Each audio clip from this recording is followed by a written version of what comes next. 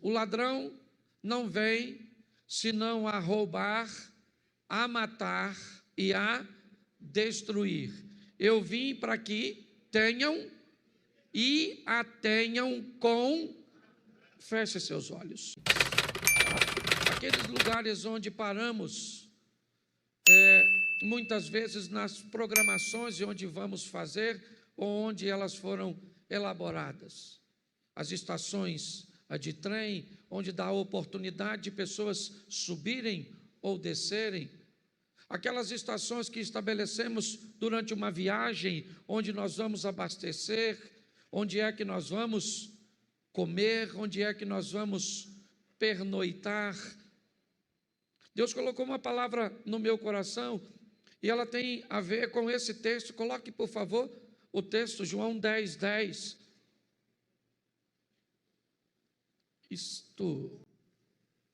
Isso. O ladrão não vem senão a roubar, a matar e a destruir.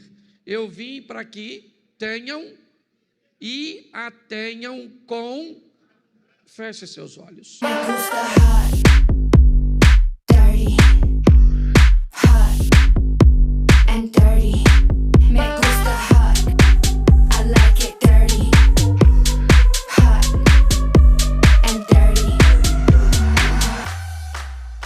Senhor nosso Deus e Pai, em nome de Jesus, continua falando conosco. Usa-me, ó Deus, como um canal de bênção, pelo poder do nome de Jesus. Amém. Glória a Deus. Desde o início do ano, nós trouxemos para a igreja uma proposta de recomeço, de retomada, de realinhamento, de fazer com que a igreja retomasse aquilo que perdeu, realinhasse seu comportamento, revisse seus conceitos, rompesse com algum de seus paradigmas. Ou seja, no texto em que lemos, dito por Jesus, ele diz: o meu adversário é um ladrão, sua função é tríplice: roubar, matar e destruir. Porém, a minha função é oferecer a vocês vida, e vida com fartura, e vida com abundância. Minha proposta hoje é mostrar para você que ao longo da sua caminhada, ao longo da minha e da sua caminhada, algumas estações precisam ser estabelecidas, lugares por onde nós vamos passar, posicionamentos que vamos ter que tomar ao longo da caminhada, para que se cumpra essa palavra de Jesus. É muito importante entendermos que o relacionamento com Deus para esta vida é um relacionamento de parceria, onde aquilo que Deus fez por mim e aquilo que eu faço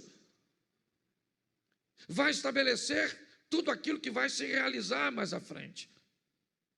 Por isso eu peguei, antes de estabelecer um lugar de chegada, ou seja, de alcançarmos, de chegarmos, de concretizarmos, de realizarmos, nós precisamos identificar que algumas estações, ou seja, alguns posicionamentos precisam ser tomados. E eu rapidamente vou falar dos 5 que eu separei. O primeiro é direção, o segundo é força, o terceiro é resistência, o quarto é velocidade e o quinto é poder. Quando nós estabelecemos isso na nossa vida, inevitavelmente nós criamos um processo, cujo qual nós vamos delinear entre o meu ponto de início, o meu ponto de partida e onde eu quero chegar, onde eu pretendo chegar. Ao estabelecer a nossa direção, nós vamos começar a delinear nossa trajetória, nossas prioridades, nossas companhias. Quando nós estabelecemos a nossa direção, nós vamos entender que pessoas farão parte de nossa agenda, outras pessoas farão parte de nosso destino. Nós vamos parar de canalizar forças para momentos que são apenas transitórios e passageiros, para pessoas ou situações que não fazem parte do nosso destino, mas sim do nosso momento. E não que o momento não seja importante, e na verdade o é. Mas muitas vezes choramos por vermos pessoas ou situações partirem da nossa vida, que na verdade elas não fazem parte de nosso destino, mas apenas de um agendamento pontual da nossa caminhada. Existem, e nós precisamos entender que esses destinos são espirituais e físicos. Quando nós olhamos para isso, né, nós precisamos entender que a nossa direção vai ser muito influenciada, mas muito influenciada pelo meio de convívio que nós estabelecemos. Na vida só há duas direções. E, aliás, nas duas vidas que temos. Pastor, por que o senhor está dizendo que existem duas vidas? Porque Apocalipse diz, ao que vencer não receberá o dano da segunda morte. Se a Bíblia diz que tem duas mortes, é porque tem duas vidas. E uma delas é espiritual, que define o destino, que pode ser céu ou inferno. E outra vida é física, que define o que você vai viver, felicidade ou infelicidade. A proposta que Deus tem para mim e para você, que eu quero hoje transmitir para você, é que você define entre as duas possibilidades do mundo espiritual, céu ou inferno. Pastor, não tem uma terceira? Não tem. Ou é céu ou é inferno. Eu queria ser uma alma penada, não queria ir para lugar nenhum, não rola. Sua direção ou é céu ou é inferno no mundo espiritual. No mundo físico, sua direção ou é felicidade ou é infelicidade. É assim que funciona.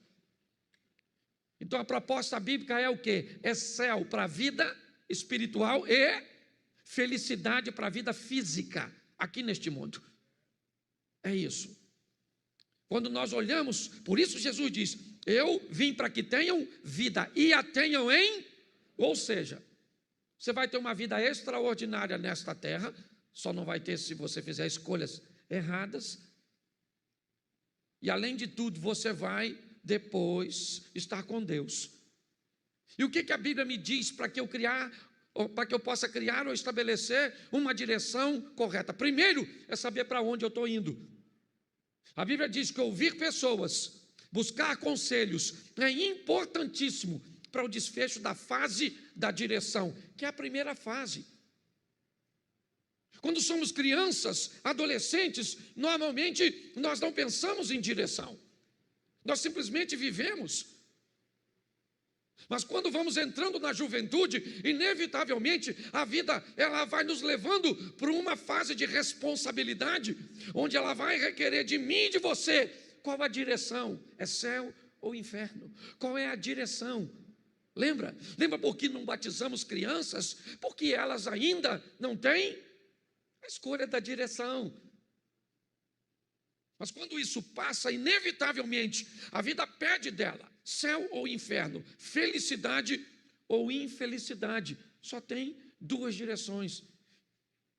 Você não tem como caminhar para céu e inferno simultaneamente, porque não se pode servir a dois senhores ao mesmo tempo. E você não consegue ser feliz ou infeliz simultaneamente. Você pode ter alegria e tristezas, coisas envoltas em momentos. Você pode parecer ser feliz por causa de uma euforia, aquilo que vem de fora para dentro. Mas o que a Bíblia está dizendo é que eu posso encontrar isso na fase dos aconselhamentos, certo? Porque quem não sabe sua direção corre dois riscos. O primeiro, de não ir a lugar nenhum. E o segundo, de andar em círculos. Tem gente que a vida gira, certo? Simplesmente não avança. Você encontra alguém hoje e você encontra ele daqui a 10 anos e ele está no mesmo lugar. E ele tem movimento, ele só não tem ascensão, ele só não tem crescimento, ele só não tem avanço. E não é disso que eu estou falando. Eu estou falando de glória em glória, de fé em fé, para que amanhã seja melhor do que hoje, para que a manifestação de Deus amanhã na nossa vida seja superior àquilo que nós estamos vivendo hoje.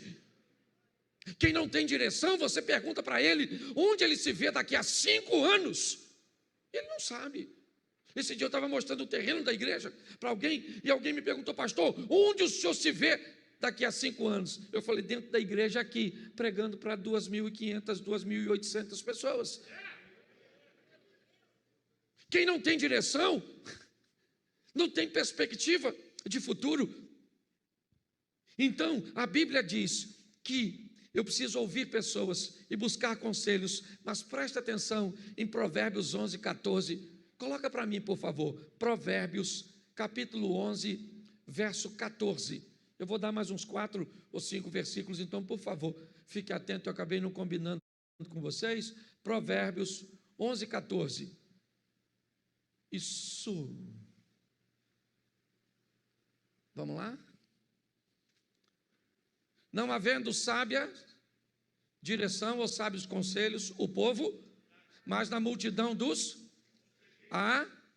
preste atenção. Você precisa de conselho, sim ou não? Sim ou não? Mas de que tipo de conselho? De gente sábia.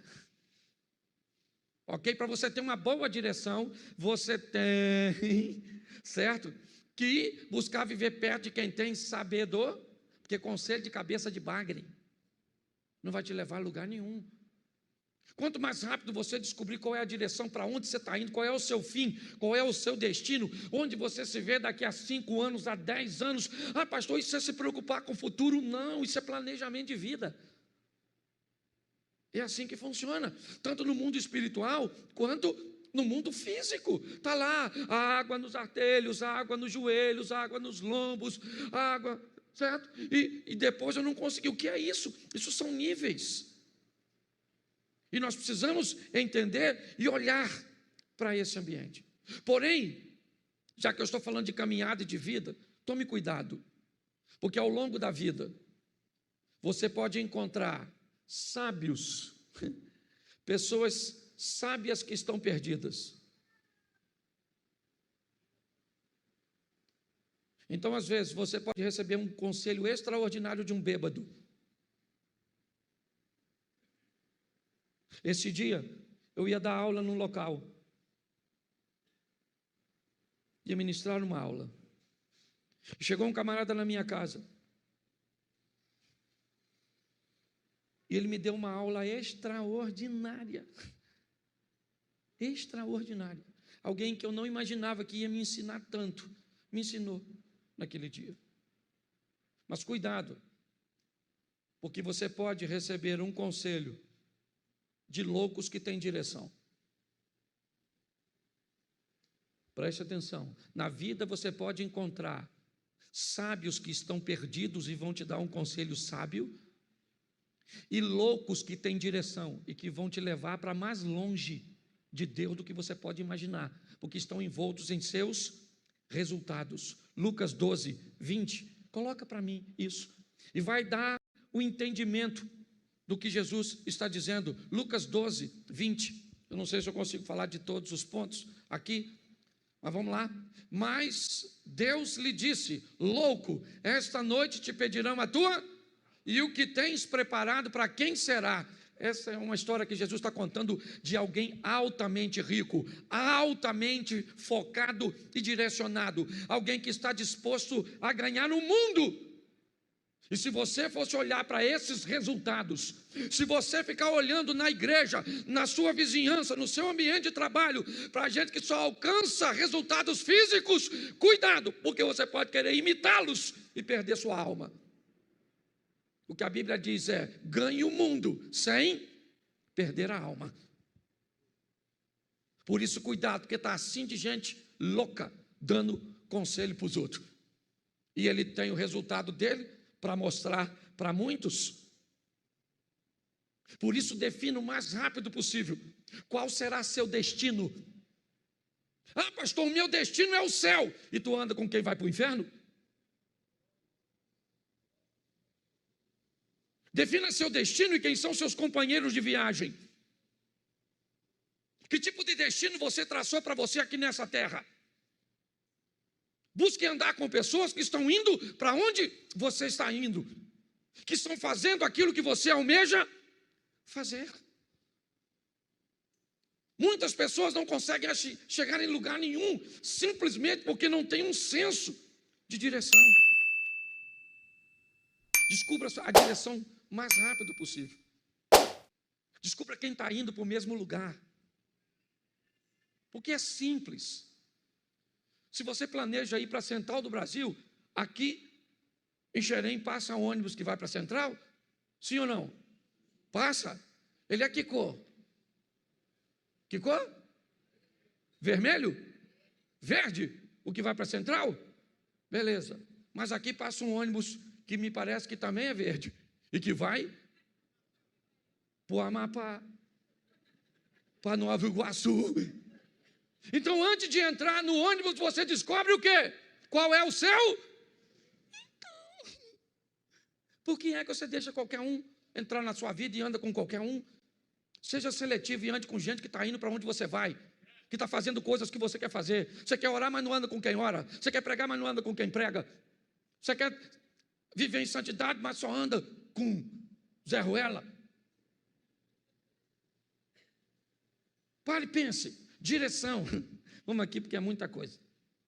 Segunda coisa que você precisa, força. Fala assim comigo, força. Bom, para onde você vai, você já sabe. Só que saber para onde vai é uma coisa e chegar lá é outra. Então você vai precisar de força. E aqui eu coloquei, força é a ação que nós vamos usar para resolver os problemas que me impedem ou os problemas que me impulsionam para o meu destino. Todas as vezes que aparecer um problema, eu sei para onde eu quero ir, então tá bom, eu estou indo. E quando aparecer um problema, que tipo de problema ele é?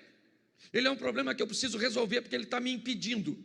Ou ele é um problema que eu preciso resolver porque ele vai me impulsionar, ele vai me arremessar para onde eu planejo ir. Eu preciso usar força. Muitas pessoas estabelecem sua direção, seu destino, mas basta se deparar com alguma dificuldade, com algum obstáculo, seja ele, certo, de falta de recursos ou de situações complexas. Sabe o que aquelas pessoas fazem? Se elas tiverem forças, elas resolvem esses problemas. Se elas não tiverem forças, elas mudam seu destino. Já que eu não consigo ser engenheiro, eu vou conseguir ser pedreiro. Mas não deu para ser pedreiro, porque eu queria fazer engenharia civil, vou ser servente. E não deu para ser servente. Ou seja, todas as vezes que aparece um obstáculo, ela não tem força para lutar. E ela muda para um ambiente que ela acha que é mais. E quando ela chegar lá, o que é que tem? Outros obstáculos. Porque todos os lugares que nós formos, seja qual for, nós vamos enfrentar ali. Por isso, coloca aí para mim Josué capítulo 1, verso 7. Porque a sua vida, ela vai pedir de você força. Ela vai requerer de mim, de você, aprenda a lutar. Contra o quê? Contra os obstáculos. Está aí. Olha só. Então somente esforça-te e tem muito bom ânimo para teres o cuidado de fazer conforme toda a lei que meu servo Moisés te ordenou. Dela não, preste atenção, olha aqui, o que ele está dizendo, tenha força para se manter na direção, dela não se desvie nem para a direita nem para, o que ele está falando aqui do que eu falei anteriormente. A direção foi estabelecida, mas para ficar nela, eu vou ter que ter força. Esforça-te. Vou dar para vocês terra de jebuseus, cananeus, heteus, filisteus, terra que manda leite e mel, está tudo lá. Mas esforça-te. Vai lá e vai lutar, porque eu vou dar vitória para vocês. Ah não, eu quero uma terrinha que não tem ninguém. Nós precisamos de força. É uma das estações. A primeira é a direção. Já sei para onde eu vou. E a segunda que eu vou ter que parar é força. Terceira, resistência. A caminhada de fé, ela não é reconhecida pela velocidade, mas pela resistência. Aquele que souber poupar suas forças e usá-las no momento certo, terá melhor resultado. Você já viu gente que entra na igreja, se converteu, mas pensa numa pessoa, descobriu a direção, o céu, e acha que agora aceitou Jesus, super-homem, Mulher Maravilha, e começa a fazer tudo, e faz tudo, e participa de tudo, e de repente, cadê a pessoa? Sumiu. Falava até mal de tu, que tu era meio devagar. E você olha e cadê? Lhe faltou o quê? Usar a força certa para a coisa certa, gente. Pare de canalizar suas forças para lugar errado. Senão você vai esmorecer na caminhada. Fica na igreja olhando para quem não deve. Fica. Pastor, vou embora daqui. Descobri que ir para o céu é muito difícil. Vou lá para o concorrente. Ah, pastor, não dá não. Ah, não dá não. Você sabe quantas vezes, nos 7 anos que a igreja está fazendo, que eu já tive vontade.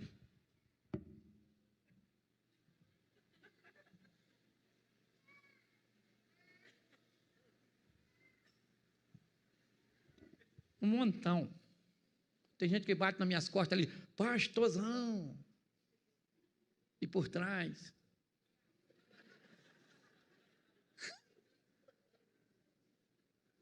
Assim, ó.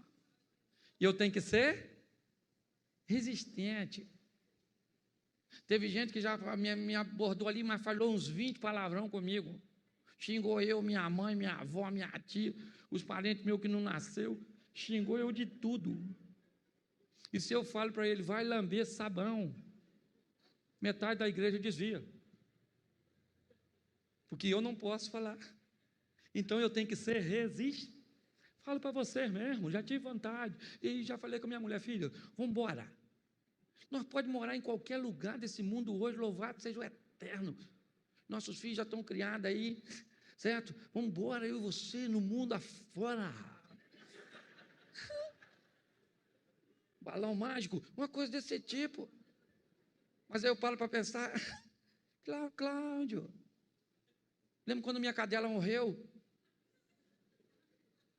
Lembra, Lolô morreu? Lolô morreu, veio a óbito, perdemos Lolô. E aí então, eu falei, nossa, sofri tanto por causa de Lolô, que eu falei, não quero mais cachorra, chega, nunca mais. E o Espírito Santo falou ao meu coração, está machucadinho, não quer mais não, só por causa de uma decepção ruim, ou por uma situação ruim. Meu irmão, resistência, use a força certa. Você tem um pedaço de pau em casa, certo? E você tem um chinelo, se parece uma barata, você pega o quê? O quê? Mas o pedaço de pau é mais forte. Por que você bate o chinelo? Porque o problema é pequeno, então você resolve o chinelo. Certo? Tem gente que não resolve, sai de casa. O que tem lá? Um monstro. Nossa, quem é? Uma barata. Sangue de Jesus tem poder.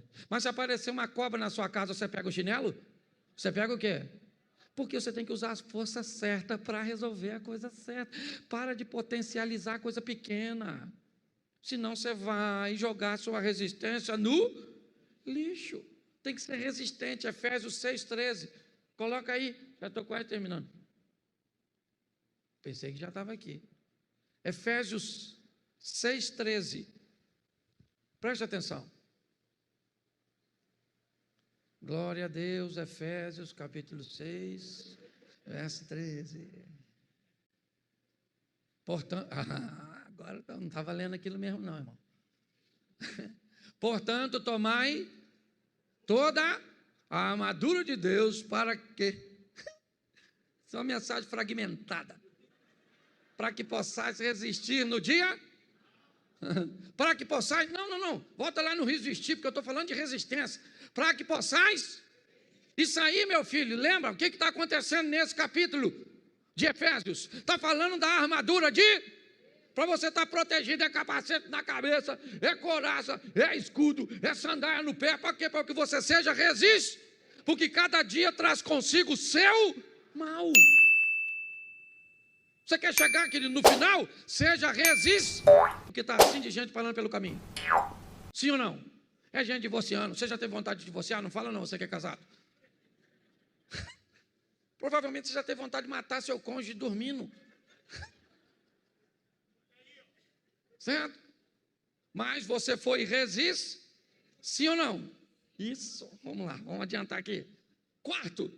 Então, primeiro, vamos voltar lá no início. Você tem que ter direção. Depois você tem que ter força. Depois você tem que ter... E aí, se você chegar até aí, você define a velocidade. E eu confesso que eu fiquei desapontado quando me deparei com esse texto de Números 13, 25. Eu já tinha passado por esse texto dezenas de vezes, mas eu nunca tinha parado para ver sob essa perspectiva. Números 13, 25.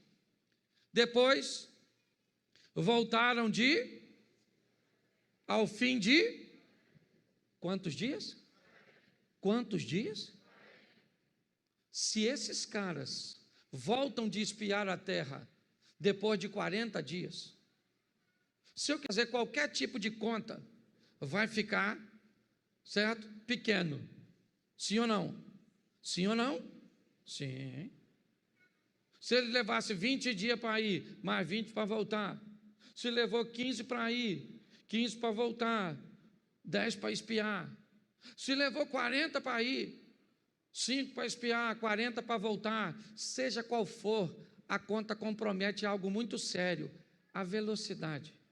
O que a Bíblia está dizendo é que o povo leva 40 anos para atravessar ou para chegar num lugar que os espias fizeram com...